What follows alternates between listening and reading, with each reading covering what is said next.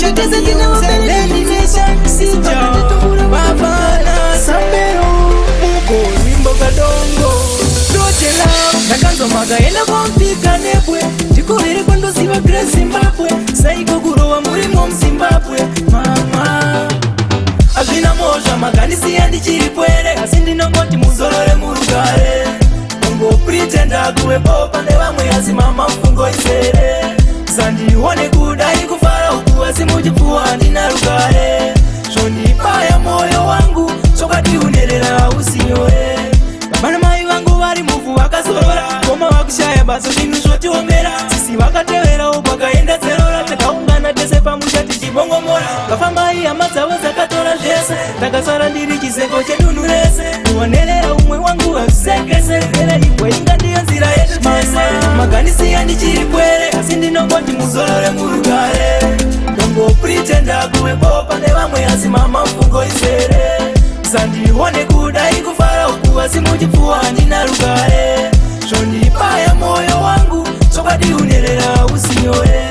Wanu wacho kumeso wanondi mwaira mute Wamwe wacho ndo wanoita ujisozi mate Wenyu wangu wakalembera panzewe semete Wanoshuhira kutoti zitekwe mzepete Unishunguruza wanotoita msirano Wenyu wacho unegamba mwari unoda kusono Zuone zuwa ndubwenya muno nikasiyano Kandoda ushite mwari msani Azina moja maganisi yandi chiripwere Asindi nongoti muzolore murugare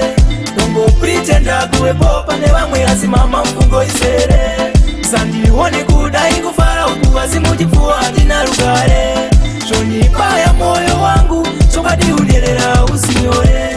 Babana mai wangu wari mufu wakazorora Koma wakushaya basa shinu shoti omera Sisi wakatewera upakaenda zerora Takaungana tese pamushati chibongo mora Kafa mai amazawa zakatora jese Takasara ndiri chiseko chedunu rese Uonerera umwe wangu wakusekese Era ikwe inga ndiyo nzira yetu tese Maganisi yandi chiripwere Asindi nongoti muzolore murugare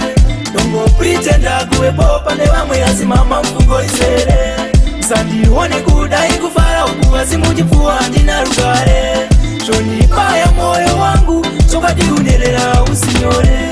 Wanu wacho kumeso wanondi mwaira mute Wamwe wacho ndo wanoita ujisozi mate Wenyu wangu wakalembera panzewe semete Wanoshuhira kutoti zitekwe mzepete Unishunguruza wanotoita msirano Wenyu wacho unegamba mwari unoda kusono Zuone zuwa ndo kwenya muno nekasiyano Twandoda ushite mwari msandi kanganwa